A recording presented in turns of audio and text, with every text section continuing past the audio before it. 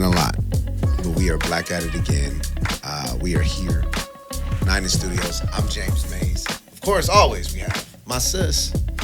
This is Lamia Richardson. She didn't want to say her. I was trying to hand it. I didn't see it. I was like, and this is. I'm a diva, so I was waiting for. She must be announced. She must be announced. Y'all know my dream is to have a wrestling entrance, right? So I thought, one day I'm coming in here with the Ric Flair robe, and I'm gonna give y'all the woo, and it's gonna be amazing. Lamia Richardson, everybody, Lamia Richardson, and of course we have with us today a good friend of ours. Yes. Shanae Abernathy. Hello. You guys say hello to Miss Shanae. Shanae, tell people about something about yourself. Something great. Something black. You can tell she black. You can tell that she got some melanin in her. Yes. But let the people know about her, and let's come up a little bit closer to the mic.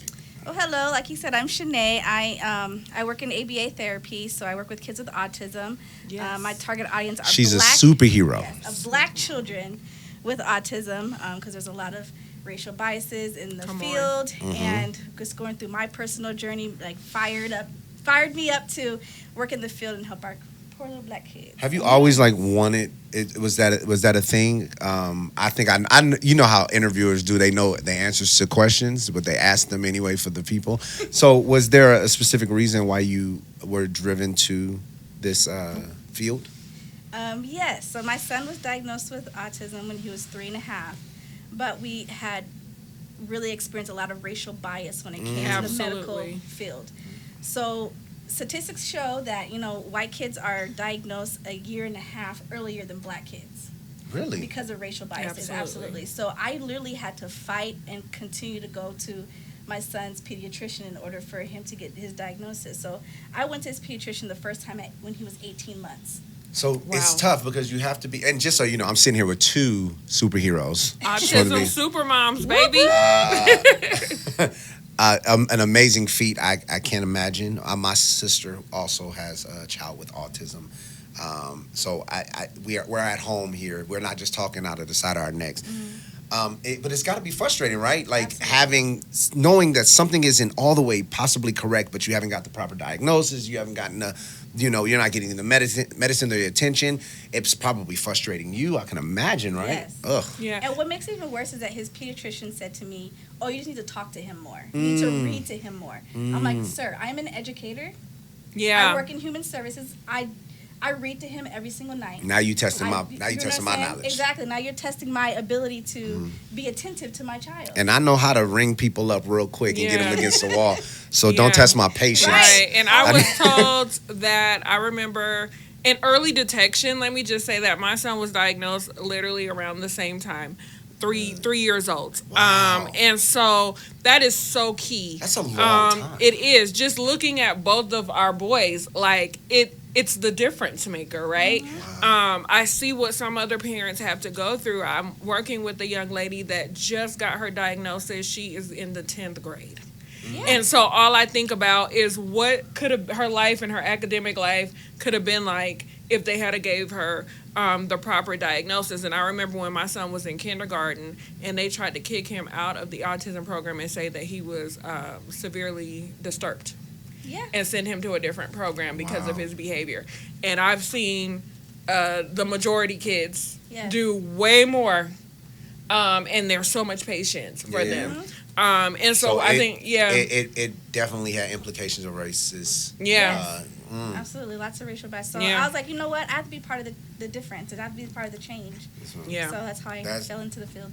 Man, well, your heart is bigger than most, you must know.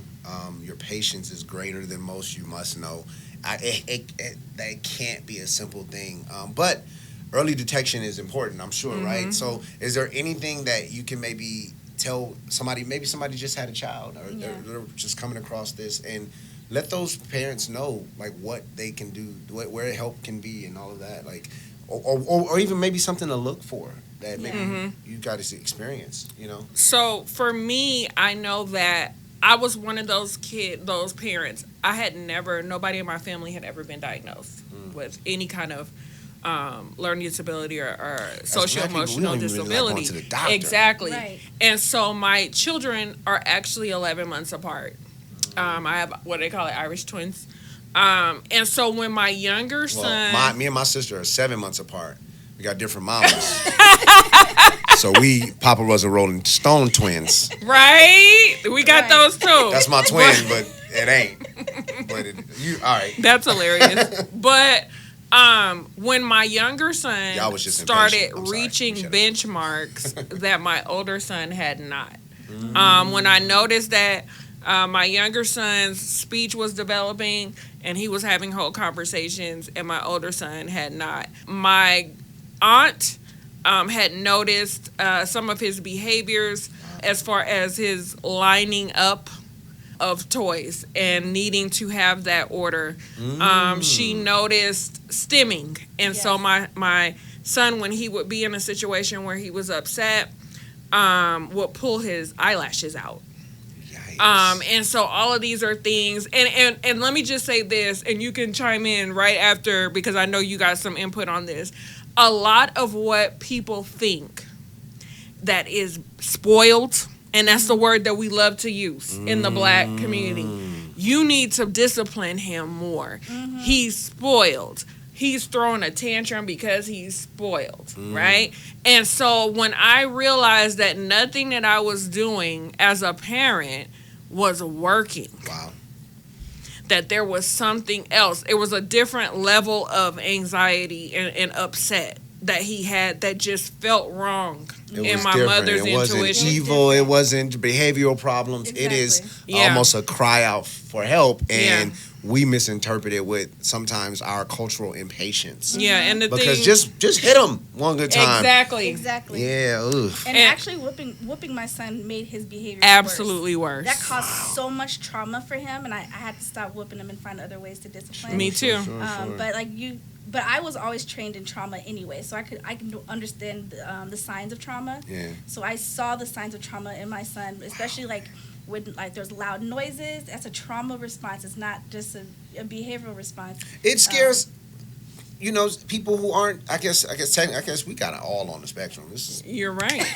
This is be honest, 100% but it's gonna startle anybody. So, but it's to a different degree. It's to got to a have point a where different. It's painful. Mm-hmm. You know what I'm saying? So because I have sensory issues too. So with sensory issues, it's like literally painful. It's not just like an annoyance or something that you just trying to get through. This is really annoying. It's something that's super painful, and you feel like you have to get away from this right now. Yeah. Or it's like being yelled at and you have a headache. Don't do that. It's magnified. So. It's always whatever connects with you, whatever you can interpret it as to try to understand what these individuals could be going through. So once again, you guys are amazing mothers. I met both of their children. Beautiful kids. Thank you. Beautiful kids. Talented kids. Yeah. Yes. But one of them is he'll let you know. He'll let you know. And I love it. Both of them, actually. Just right. But one of them is a little younger right now, but I'm sure that it's going to be another knack that he'll get because I know his father. Shout out to your husbands, too, for also being... Absolutely. As a Black man, that is something, we don't a lot of times say we have to deal with because a lot of times we're the ones who are doing the reprimanding. Go talk to your father or when your father gets home. And so... brothers, don't be hard on yourself if you kind of get into that situation and you don't know, and then you look up and you in the 10th grade, oh my God, you find out all this time your child has been dealing with this. Stay strong, stay prayed up. Yeah. That was yeah. And the help is out there, and people like Yeah. Shanae make it so much easier because you bring it to us. Yeah. You bring it. You know what we're dealing with. Right. You know what our sons are dealing with as Black men. Yeah. What that, and to have a professional that's able to marry that with the neurodiverse needs that those kids have is a blessing. It's such a good thing to have. Salute to you guys. Salute to you guys. Yeah. So Black people have been getting tried Let me tell y'all something. this week. Why they wanted what do they want? Why they want us? I don't know what kind of meeting they done had. The whites, respectfully, have been having behind closed doors, but it has been an issue from the political level to the entertainment field to the way that you see yourself on one particular day, one day where you can really see yourself as anything. Lamia, why are they trying us? Listen, I don't know. What's the problem? But it started Halloween. It's just been bad since Halloween. Spiritual So, day. It's Before wrong I go kind of there, spirit I stuff. do want to say we are making some gains, right? Like, and maybe maybe it's just the inner conspiracy theorist in me, but I just feel like, right, every time we make some gains, Right. somebody come out with the buffoonery and the foolishness, right? One So, step forward. Yeah, Two steps back. for real. Yep. So let's go to, first Tuesday in November, we have some midterm elections, and we made some gains, y'all. We have our the second black mayor of New York City, right? We have the first time we're a race where the two front runners were both African American women, and that was in Detroit. And so we have So it was a African win either American way. mayor Right, either way it in go. Detroit. We even on the Republican side, right? We have our first African American woman as lieutenant governor in the great state of Virginia, which is a southern state. Why we always say these great states? We Which know is an amazing- Virginia ain't great. First of all, Virginia is very pretty. You know what I mean? I like Virginia. It's I know nice. some pretty gals with horrible attitudes. Yeah. That's true. Timberland is from Virginia. Missy is from Well, Virginia. then Virginia's all right then. What I'm You saying know is, what is I'm that it's saying? good parts of the land, but the farm has got a problem. You might be right. You low key right. And Shout out to Virginia. Right. Shout out to Virginia. And so we made these gains, right? But here go. Let's talk about some of these step backs. Now, this one is a little old, but I want to talk about it because this is one of those issues that we as black people need to make a consensus on, Okay. right? Okay, so I think I know where you're going. Halloween, Virginia councilman. Oh, I didn't even realize that he was Virginia. That's hilarious. See, I tried to hold y'all A up. great man once said, "I told you so." That's so funny. Virginia councilman. Let me see what his name was, y'all, because now I'm all Name thrown him. off. Name him. I told you, boy. Warsaw. I don't see what his first name was. Worcestershire sauce. No. Warsaw South. No, Hamblin was his name. Anyway, let me tell y'all what he did. James showed a picture, right? Yep. So he dressed. Look at him. He dressed as Randy Watson from Coming to America Okay. for Halloween. He dressed as an Obviously. African American man in a movie playing an African who played a singer in an African American town. Right. He went. It's levels. It's levels to it. It's levels, I right? wonder what motivated him to do this. Like, you watch the movie and you're Yeah. like, I just have to be this character for Halloween. Yeah. So I can tell you what happened. He had a blue suit, There and you he go. said, "Well, what is one of my favorite movies that we can put a blue suit on, and I can do? Yeah. And I got all of this shoe paint. I got all this. I got a blue suit, and I got shoe polish. Yeah. What do I do?" Not shoe polish. Randy Watson. Did you see it? It was bad. His makeup is He makeup did is really bad. terrible. I believe it was actually shoe polish. Like It I looked do. runny. It did That's look tar. It's tar butter. It is tar the butter. side of I hate Jermaine Jackson's hair. It is Yikes. bad. It was Yikes. bad. I can't. It was Jeez, bad. about to make me have an asthma attack on air. Melted tire. Melt- Let me But- get that melted tire. Let me Yeah, it was terrible. But okay, so we came for him, y'all, but he came right back for us. What did he do? So in his rebuttal, which he did rebut, and you know what? I like it in him. Talk to because me. Most of the time when people do dumb stuff like this, they just kowtow and be like, I'm so sorry. I just want to make an public And you opinion. not, right? You not really sorry. You just doing what you need to do to keep your job or your wealth or whatever it is. Not But gonna he mess up this nice actually bag. came for the people on today. He said, What did he say, Lamia?